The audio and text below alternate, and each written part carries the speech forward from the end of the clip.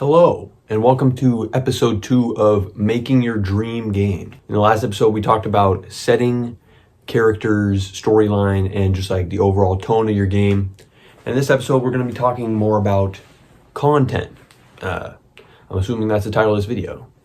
Look at there, content. So we're going to be diving into the 5 basic genres of like content you'll have in your games, and we'll just work through those in order. Maybe I'll put timestamps. Maybe I'll get really fancy and put like timestamps with each one. That would be crazy. Everyone knows I have my 4 minutes of waffle before every video, so go to that timestamp on the screen right there if you really just want to skip everything I have to say. But I mean, I'll just keep the OGs with me. Okay, so I don't even know if I have anything to waffle about for 4 minutes. I'll just put the update hat on real quick. Actually, Brendan left a comment in the last video that said, shout out to the air mattress, and you're welcome, Brendan, because I got rid of it. Yeah. I replaced it with a snowboard, because, I mean, it was over there. I don't know if you guys realized in the last video. But, yeah, leave all your hate comments down below, and let us get the air mattress back. Like, what is he doing? What is Jimothy doing? We need the air mattress back. So, leave all your hate in the comments. Let's go. Wow. So you guys really just skipped to this part of the video? You were just not going to listen to what I was going to say? No, I'm just playing. Yeah, probably none of you guys skip. You're all cool anyway. Yeah, that's what I thought. All you guys watched the last minute, right? Yeah. Let's just dive straight into the first one, which is environment. We'll see if I can actually like edit that onto screen smoothly. I'm gonna guess probably not, because I mean that's what you get for a channel with 50 subscribers. But yeah, environment. So in the last episode I talked about setting, obviously, and they're very similar things, but environment is the actual thing in the game, right? So that includes like your lighting, that includes your ground, and it includes all the like buildings and stuff that you have in your game, right? So later on I'm going to talk about like models, but that's not specifically talking about like the buildings and stuff, because those are technically models, and so are the plants, but like I'm separating them because I have the power here, right? Who's going to stop me? Go make your own video if you think the models should be all together and environment should just be like one thing. But I'm going to dislike your video if you make that video, so just keep that in mind. So yeah, environment includes plants, it includes building, and it includes like lighting. So you're all probably asking, why is environment important? Actually, probably 0 people asked that, but I'm going to pretend you did for the sake of the video. So maybe I'll just put some gameplay on screen here from like Skyrim or something. I mean, environment is just, it really makes you immersed in the game and makes you feel like you are the character, you know? Because if there was no environment and it was just a base plate, well then you might as well be playing Roblox. And I mean, I guess I don't really have anything against Roblox, but it's certainly not an Oscar-winning game, in my opinion. Now, when it comes to buildings, which usually in games are used to encase chests or like loot or something, I don't really know. It depends on what kind of game you're making, of course. But let's just say for this example that we're talking about a free roam game where there would be loot in these houses, like an RPG or something. Like an RPG game, not like an RPG. Well, I guess you could have an RPG in an RPG. You think Vsauce has made a video on that? But when we're talking about buildings in an RPG, you've seen some games on like Steam, maybe like some free games or some like dookie games that are startup games, and they have like 2 building models and they just copy the model around, especially when it's like when you can distinctly tell like one's red and one's blue and they just have the same one over and over again. Then that's like extremely obvious. And no, it's not quirky and cool. No, nobody likes the repetition of your game. It sucks, okay? You need to get different variety in your buildings. Like, for example, I can't even think of a game that has variety. Well, I guess A lot of games have variety, I just don't even tell when they do have variety. But I can tell when they don't, because it's extremely obvious. So like free roam games like GTA or Just Cause or Far Cry, for example. I already referenced Far Cry in the last one. This is basically just a sponsorship at this point. Sponsor me, Far Cry. You can get all my 50 subscribers to hear about your game. But having variety in your buildings is really going to make your game not feel like a game and feel more like a movie that they are living in. Because let's be real here, every gamer wants to feel like they're in a movie, even though they're probably lame, and touching grass would be such a big achievement for them that they'd probably get 200 gamer score from it. Now, if you're making a survival game or a outdoorsy kind of like a hunting game maybe, or a RPG of some sort where they're outdoors, maybe plants is your go-to. Maybe you have no buildings even. Maybe it's like Minecraft, just minus all the buildings, you know. That was a terrible example. I don't know why I said that. Maybe it's like Ark, you know? Yeah, I haven't played that enough. There's probably buildings somewhere in that game. I mean, you can build buildings. I don't think there's any games where there's no buildings. You're gonna have to add buildings no matter what. I'm sorry. What am I talking about? But plants is another thing that games basically get into that repetition thing also. Like when you see those dookie games on Steam that have 10 players and 9 bad reviews, usually they have like 2 tree models, you know, one's a palm tree and for some reason another one's like a pine tree, and then they have like 1 shrub in the entire game, and they just do it different sizes. That's not really going to cut it if you want to make like a good game, and obviously this is a good game because it's your dream game, you know? It's your dream game, so it's got to be fire. So yeah, you're going to want to get a bunch of different plants. That's not hard to do at all. I mean, you can just go on Unreal like store and they just have like tons of plants on there. Or you could go to, what's that called? Quixel Bridge. They have a bunch of like 3D mega scans of like stuff that you can just download the models and just put it right in. So it's really not that hard to get a bunch of models that are free to use and you can just put them in your game. So there's really no excuse unless you really just want to make a bad game, which, hey, respect. So this is me 5 months in the future, but I just wanted to clarify, if you do not have enough storage, if there's like a storage issue here, and when you're doing variation, get a better computer. Nah, I'm playing, but if you don't have enough storage, just get like a good variety, you know, because it doesn't have to be GTA level. I'm sure that they have insane servers that handle that or something. But if you're making this as your first dream game, you know, you don't have to be going crazy. You know, you don't need like 3 terabytes of storage for your game models. Anyway, back to 5 months ago me. And then I also touched on lighting earlier. So if your game is one of those games that is outdoors and maybe not so linear, you're going to want probably a sort of daylight cycle system where it's like daytime and then nighttime. Or if you just want a fun game and you don't really care about that, then you don't need to do that, you know, because you just have it day all the time or night all the time. If you're making like some spooky game where it's supposed to be night, you know, it really doesn't matter. But obviously while you're making the game, it's not going to be nighttime because you're not going to be able to see anything. I mean, you could do that. Maybe, I'm sure someone's done it. Pretty hard challenge. But yeah, definitely lighting, one of the most important things in your entire game, because if you mess it up, your game sucks. And if you overdo it, your game also sucks. So like, you know, I've played a lot of games where it's way too dark.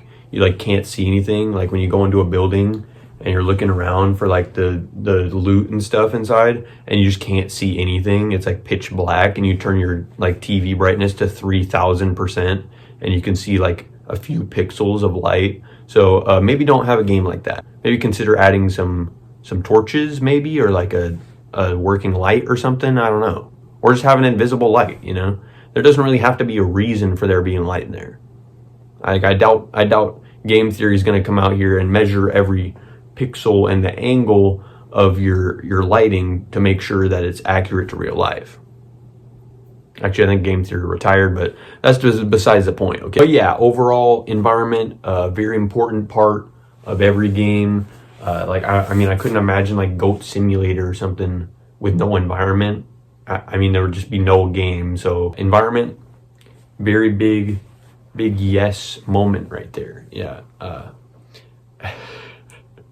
So the next section we're talking about probably the most important one, or second most important one, is models. Oh, hold on, wait, let me redo that.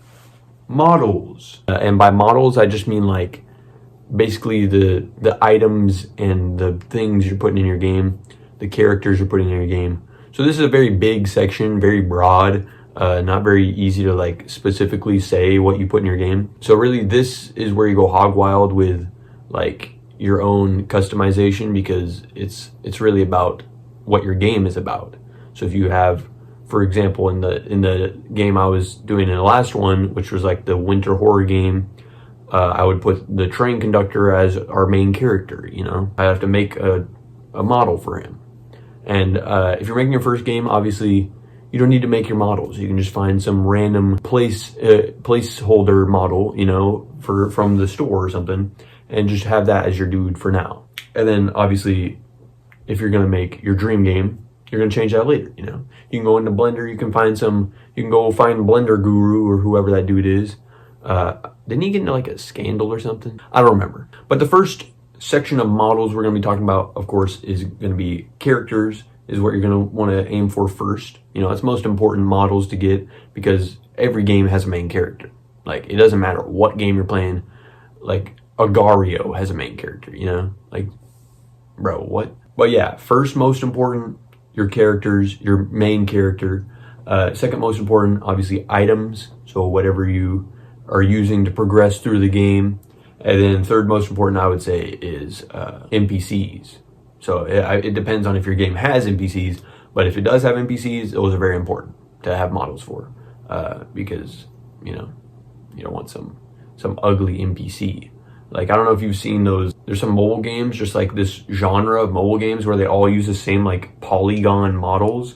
I don't know what that's from or like why that started happening, but it's just like there's like 10 polygon models and like they use them in every single game. They had like the same NPCs that were just matching. So yeah, maybe don't go for that. Once again, you can use your placeholders, but make sure your NPCs fit their personalities, you know, with what they look like. And then obviously for items, that's just going to be super dependent on whatever it's used for. You know, you get like a key or something for a door, or you get like a weapon so you can fight off your enemies, obviously.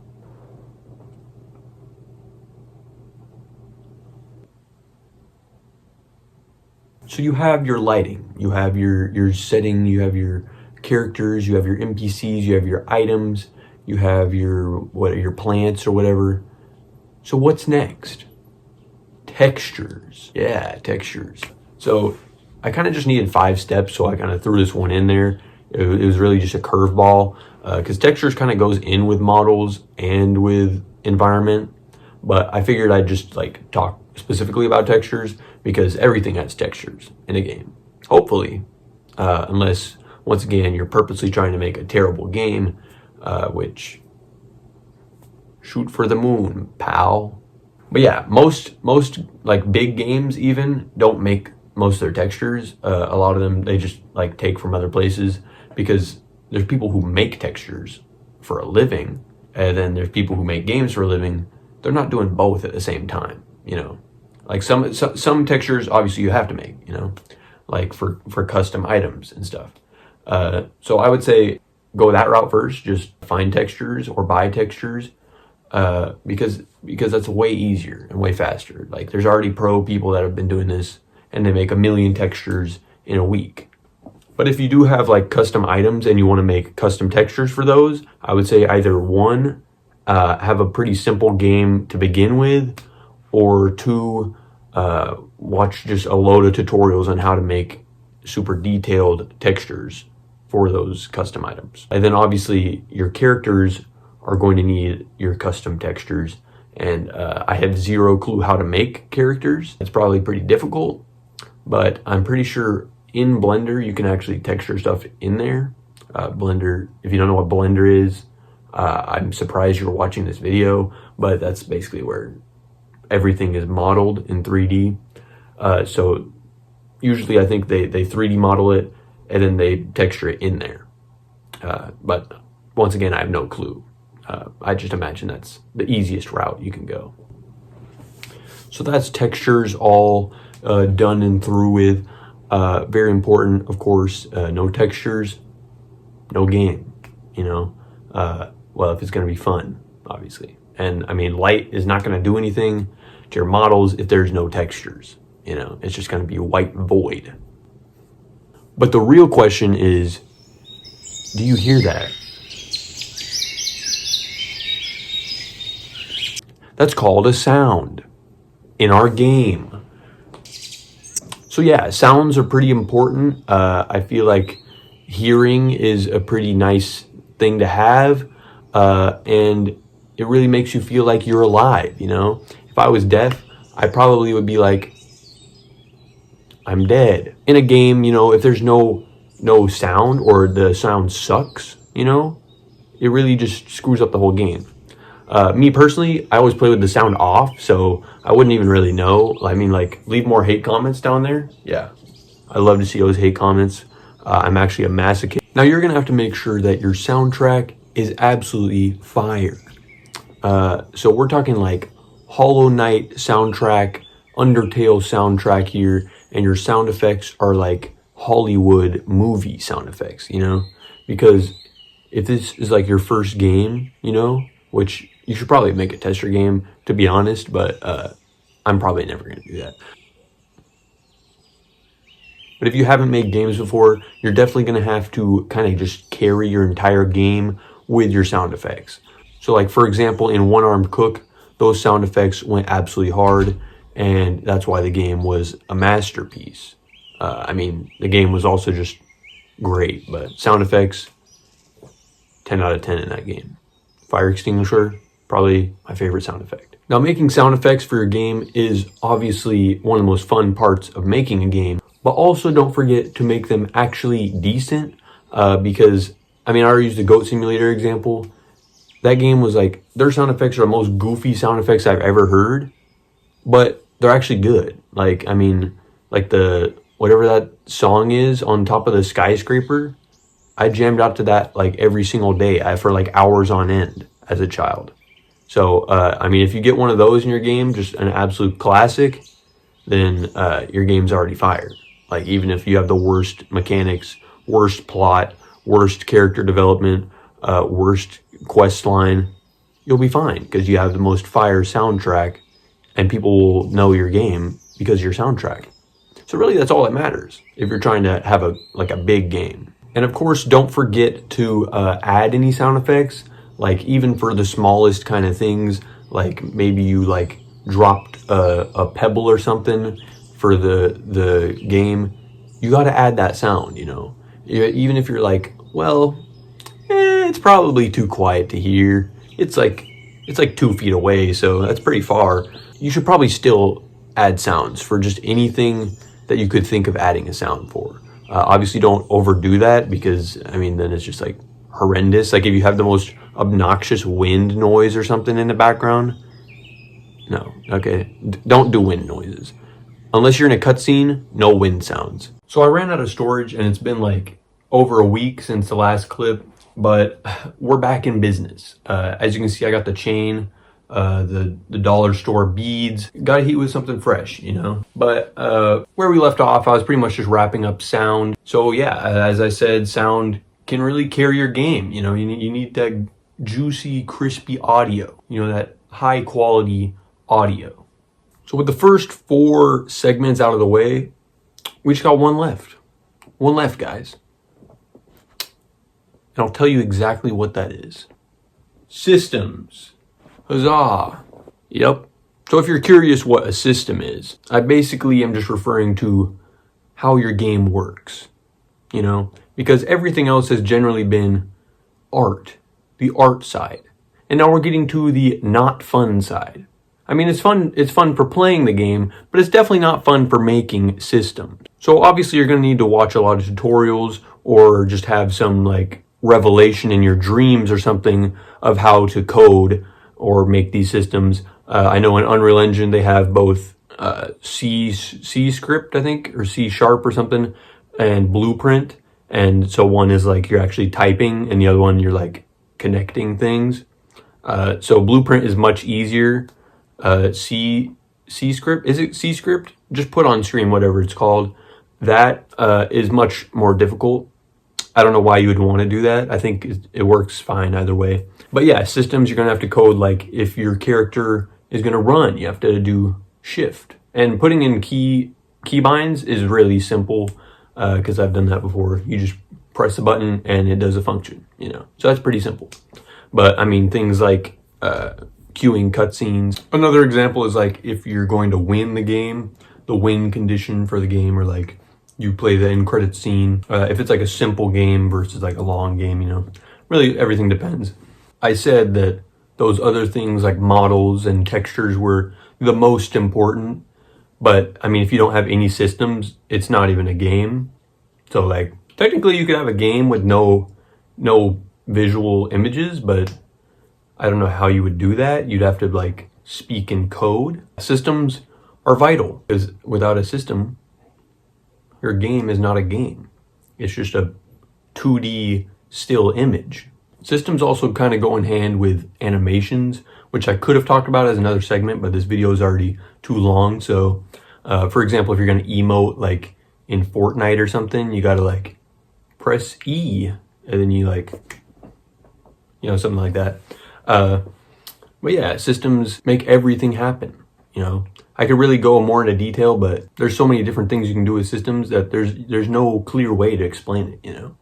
You got to just think of what you're going to do, what you want to do, and then look up a tutorial for it. And if it doesn't exist, good luck. You better learn how to code. But yeah, that's pretty much everything to a game that you could have in content. And I think down the road, I might dive into each one of these more in detail as their own videos, because I mean, who's going to watch this 25-minute video or whatever, how long this is? It's like 40 minutes unedited, so I'll probably go deeper into them and then give examples, you know, when I start making my game. And guys, good luck on your dream game. I will see you in like 4 months when I make the next video. But yeah, that's about it for this video. I have no clue what I'm going to do in the next one of this series. While you're waiting, I mean, link in the description to our newest song, Menace on Lactose. I'm sure we'll have dropped another song by the time this video gets out. But with that all said, I will see you guys later. Back in my day, we had bacon hair, feeling down, but all my Roblox homies, they were there, roasted by the noobs, but we didn't care. Brains were smooth, but our bones were square.